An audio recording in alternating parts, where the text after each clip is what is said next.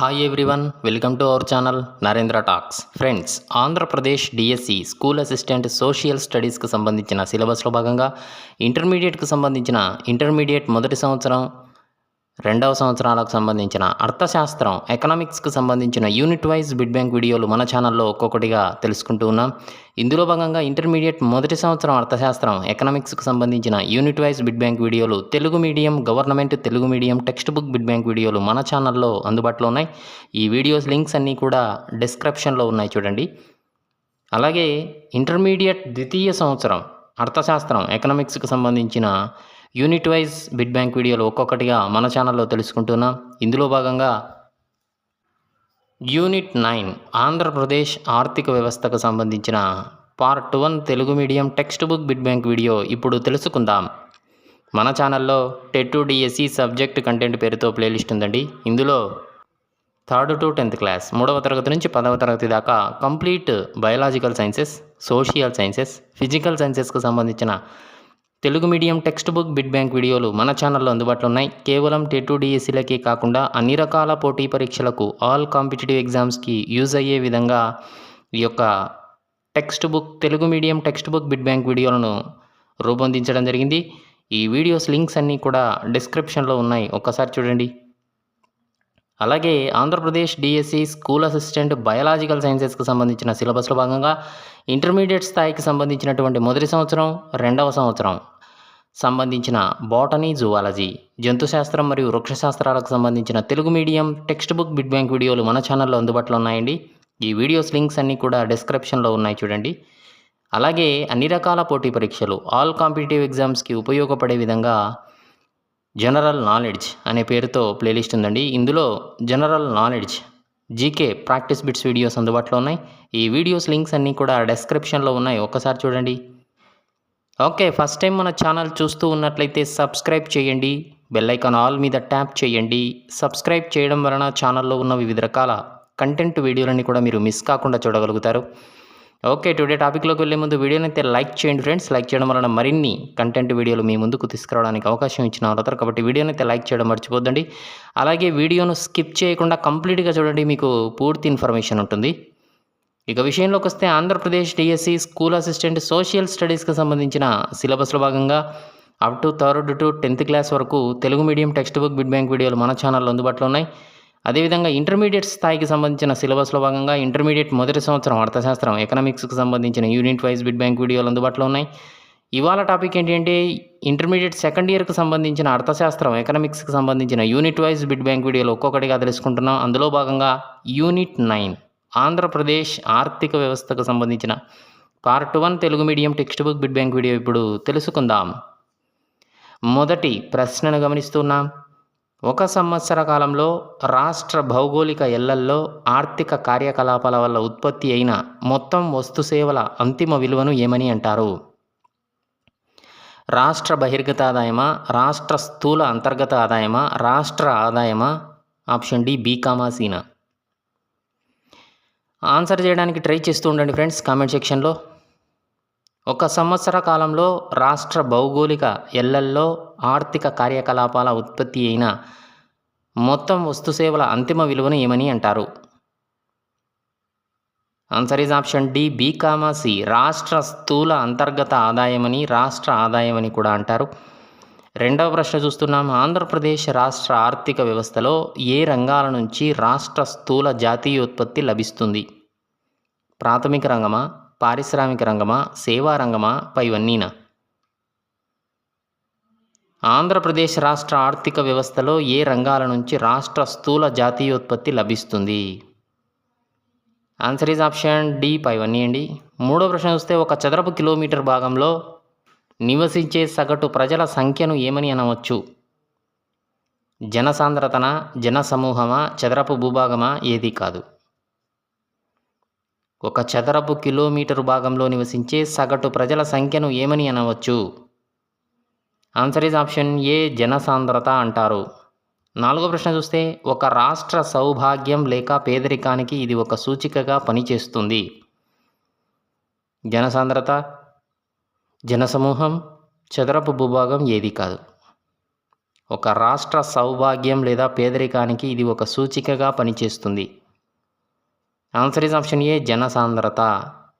5వ ప్రశ్న చూస్తే ఒక ప్రాంత లేదా సమూహ ప్రజల యొక్క చదవగల రాయగల నైపుణ్యాన్ని ఏమని అంటారు? జనసాంద్రత, అక్షరాస్యత, జ్ఞానం పెంపుదల, ఏది కాదు. ఆన్సర్ ఈజ్ ఆప్షన్ బి అక్షరాస్యత అంటారు. 6వ ప్రశ్న చూస్తే ఒక ఆర్థిక వ్యవస్థ అభివృద్ధి వేగానికి అక్షరాస్యత స్థాయికి ఏ సంబంధం ఉన్నట్లు గుర్తించబడింది? ధనాత్మక సంబంధమా, రుణాత్మక సంబంధమా, ఏ సంబంధం లేదా అక్షరాస్యత సంబంధమా?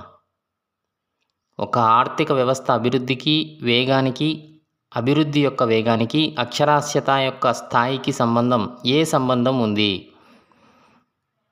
ఆన్సర్ ఈజ్ ఆప్షన్ ఏ ధనాత్మక సంబంధం ఉంది. 7వ ప్రశ్న చూస్తే 2011 జనాభా లెక్కల ప్రకారంగా ఆంధ్రప్రదేశ్ రాష్ట్ర అక్షరాస్యత శాతం 67.11%, 57.11%, 63.71%, ఏది కాదు.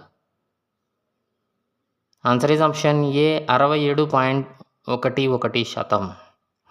8వ ప్రశ్న చూస్తే 2011 జనాభా లెక్కల ప్రకారంగా ఆంధ్రప్రదేశ్లోని రాష్ట్ర పురుషుల అక్షరాస్యత శాతం 67.11%, 57.11%, 74.83%, ఏది కాదు. Answer is option C 74.83%. 9వ ప్రశ్న చూస్తూ ఉన్నాం. 2011 జనాభా లెక్కల ప్రకారంగా ఆంధ్రప్రదేశ్ రాష్ట్ర స్త్రీల అక్షరాస్యత శాతం ఎంత? 67.11%, 57.11%, 74.83%, 60.01%. Answer is option D 60.01%. 10వ ప్రశ్న చూస్తే మన జాతీయ జంతువు అయిన పులుల సంఖ్యను పెంచే లక్ష్యంతో ఈ ప్రాజెక్టును ప్రారంభించి అమలు చేస్తూ ఉన్నారు. ప్రాజెక్టు టైగరా, ప్రాజెక్టు నల్లమలన, టైగర్ రిజర్వా, ఏది కాదు. Answer is option A project tiger. 11వ ప్రశ్న చూస్తే కర్నూలు, ప్రకాశం, గుంటూరు జిల్లాలలో విస్తరించబడిన నాగార్జున సాగర్ శ్రీశైలం టైగర్ రిజర్వ్ ప్రాంతాల్లో ఎన్ని పులులకు పైగా నివాస స్థానంగా ఉంది? 40 పులుల, 50 పులుల, 60 పులుల, ఏది కాదు. అంటే సుమారుగా ఎన్ని పులులు ఉండొచ్చు అని. కర్నూలు, ప్రకాశం, గుంటూరు జిల్లాల్లో విస్తరించబడిన నాగార్జున సాగర్ శ్రీశైలం టైగర్ రిజర్వ్ ప్రాంతంలో ఎన్ని పులులకు పైగా నివాస స్థానంగా ఉంది? ఆన్సర్ ఈజ్ ఆప్షన్ బి 50 పులులు. 12వ ప్రశ్న చూస్తే ఆంధ్రప్రదేశ్ రాష్ట్రంలో 6 సంవత్సరాల నుంచి 14 సంవత్సరాల వయస్సు గల పిల్లలందరికీ ఉపయోగపడే విధంగా ప్రాథమిక విద్యను కల్పించడానికి ఏ పథకాన్ని ప్రవేశపెట్టారు? ఓబీబీ పథకమా, డిపెప్ పథకమా, సర్వశిక్షా అభియాన, సమగ్ర శిక్షా అభియాన? Answer is option C Sarva Shiksha Abhiyan పథకం. 13వ ప్రశ్న చూస్తే సర్వశిక్షా అభియాన్ పథకాన్ని ఏ సంవత్సరంలో ఆంధ్రప్రదేశ్లో ప్రవేశపెట్టారు? 2001-2 విద్యా సంవత్సరమా, 2001 విద్యా సంవత్సరమా, 2001-3 విద్యా సంవత్సరమా, ఏది కాదు. సర్వశిక్షా అభియాన్ పథకాన్ని ఏ సంవత్సరంలో ఆంధ్రప్రదేశ్లో ప్రవేశపెట్టారు? ఆన్సర్ ఈజ్ ఆప్షన్ ఏ 2001-2 విద్యా సంవత్సరంలో. 14వ ప్రశ్న చూస్తే సర్వశిక్షా అభియాన్ పథకాన్ని తర్వాత ఏ పేరుతో మార్చారు? రాజీవ్ విద్యా మిషన, సమగ్ర శిక్షా అభియాన, ఉच्चतर అభియాన, ఏది కాదు. Answer is option A Rajiv Vidya మిషన్గా మార్చారు. 15వ ప్రశ్న చూస్తే ఆంధ్రప్రదేశ్ ప్రభుత్వం అనేక సాంఘిక సంక్షేమ పథకాలు అమలు చేస్తూ ఉంది. వాటికి కొన్ని ఉదాహరణలు తెలపండి. మహిళల కోసం జననీ సురక్ష యోజన, వెనుకబడిన తరగతులకు బీసీ వసతి గృహాలు, మైనారిటీలకు ఉర్దూ అకాడమీ, గిరిజనులకు ఐటీడీఏ, యువతకు ట్రైసెమ్ పథకం, పైవన్నీ. ఆన్సర్ ఈజ్ ఆప్షన్ ఎఫ్ పైవన్నీ అండి. 16వ ప్రశ్న చూస్తే ఆంధ్రప్రదేశ్లో ప్రముఖ పర్యావరణ పర్యాటక కేంద్రాలు మారేడుమిల్లు, నేలపట్టు, మాయందూర్, తలకోన, పైవన్నీ. ఆన్సర్ ఈజ్ ఆప్షన్ ఈ పైవన్నీ అండి. 17వ ప్రశ్న చూస్తే రాష్ట్రంలో ప్రాంతాల మధ్య మెరుగైన అనుసంధానం కోసం మరియు ఆర్థిక అభివృద్ధిని వేగవంతం చేసే ఉద్దేశంతో పౌర విమానయానానికి సంబంధించిన ఏ ప్రతిపాదనను తయారు చేశారు? ప్రాంతీయ గ్రీన్ఫీల్డ్ ఎయిర్పోర్టా, మెట్రో ఎయిర్పోర్టా, గ్రీన్ఫీల్డ్ ఎక్స్పో ఎయిర్పోర్టా, ఏది కాదు. ఆన్సర్ ఈజ్ ఆప్షన్ ఏ ప్రాంతీయ గ్రీన్ఫీల్డ్ ఎయిర్పోర్ట్ అనే ప్రతిపాదనను తయారు చేయడం జరిగింది. 18వ ప్రశ్న చూస్తే ఆంధ్రప్రదేశ్ రాష్ట్ర ప్రభుత్వం ఏ ఏ ప్రాంతాలలో ఉన్న ఎయిర్పోర్టులను మెట్రో ఇతర ఎయిర్పోర్టులుగా ఆధునీకరించడంలో ఎయిర్పోర్ట్ అథారిటీ ఆఫ్ ఇండియాతో ఒప్పందం కుదుర్చుకుంది? విజయవాడ, తిరుపతి, కడప, రాజమండ్రి, పైవన్నీ. ఆన్సర్ ఈజ్ ఆప్షన్ ఈ పైవన్నీ అండి. 19వ ప్రశ్న చూస్తే ఆంధ్రప్రదేశ్ రాష్ట్రంలో ప్రాథమిక రవాణా వ్యవస్థలో ముఖ్యమైనది రోడ్డు రవాణా వ్యవస్థ. ఇందుకు సంబంధించి ఎన్ని రోడ్లు ఎన్ని కిలోమీటర్ల మేర విస్తరించి ఉన్నాయి? ఆప్షన్ ఏ 42,511 కిలోమీటర్ల రాష్ట్ర రహదారులు ఉన్నాయి. ఆప్షన్ బి 3,144 కిలోమీటర్ల జాతీయ రహదారులు ఉన్నాయి. ఆప్షన్ సి 1,01,484 కిలోమీటర్ల జిల్లా రహదారులు ఉన్నాయి. ఆప్షన్ డి 1,46,954 కిలోమీటర్ల విస్తారమైన రోడ్డు నెట్వర్క్నైతే కలిగి ఉంది మొత్తం మీద ఆంధ్రప్రదేశ్. ఆప్షన్ ఈ పైవన్నీ. ఆన్సర్ ఈజ్ ఆప్షన్ ఈ పైవన్నీ అండి. 20వ ప్రశ్న చూస్తే సముద్ర తీర ప్రాంతాలలో ఆంధ్రప్రదేశ్ యొక్క స్థానం మొదటి స్థానమా, రెండవ స్థానమా, మూడవ స్థానమా, ఏది కాదు? ఆన్సర్ ఈజ్ ఆప్షన్ బి రెండవ స్థానంలో ఉంది. 21వ ప్రశ్న చూడబోయే ముందు వీడియోని అయితే లైక్ చేయండి ఫ్రెండ్స్. అలాగే ఛానల్ను సబ్స్క్రైబ్ చేసుకోవడం మర్చిపోద్దండి. వెంటనే సబ్స్క్రైబ్ చేసి బెల్ ఐకాన్ ఆల్ మీద ట్యాప్ చేయండి. 21వ ప్రశ్న చూస్తే ఆంధ్రప్రదేశ్ రాష్ట్రంలోని ప్రధాన ఓడరేవులు ఏవి? విశాఖపట్నం, కృష్ణపట్నం, గంగవరం, కాకినాడ, పైవన్నీ.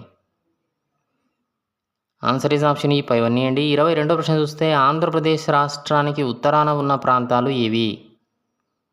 మహారాష్ట్ర, ఛత్తీస్గఢ్, తెలంగాణ, ఒడిశా, పైవన్నీ.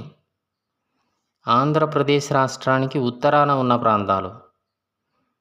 ఆన్సర్ ఈజ్ ఆప్షన్ ఈ పైవన్నీ అండి. 23వ ప్రశ్న చూస్తే ఆంధ్రప్రదేశ్ రాష్ట్రానికి తూర్పున ఉన్న ప్రాంతం ఏది? బంగాళాఖాతమా, హిందూ మహాసముద్రమా, అరేబియా సముద్రమా, ఏది కాదు?